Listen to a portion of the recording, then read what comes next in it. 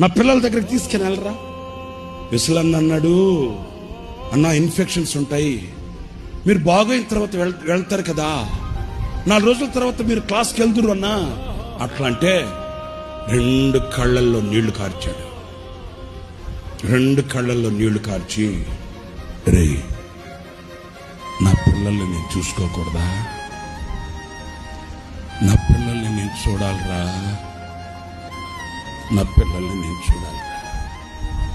ఆయన కళ్ళల్లో నీళ్లు చూడగానే ఏం చేయాలో అర్థం కాక ఆయన మంచాన్ని అట్లాగే బయటకు పట్టుకొచ్చేసి బైబిల్ సెమినార్కి తీసుకెళ్ళి ఆ బైబిల్ సెమినార్ పిల్లలకి కనబడేటట్లు మంచాన్ని ఇట్లా ఏటవాలుగా పెడితే మైక్ కూడా పట్టుకోలేని పరిస్థితుల్లో మేము ఒకరు మైక్ చేతి దగ్గర పట్టుకుంటే మరణం అనే మంచం మీద పడుకొని కూడా తన బిడ్డల్ని కళ్ళారా చూసుకొని 30 గంట వాక్యం చెప్పాడు.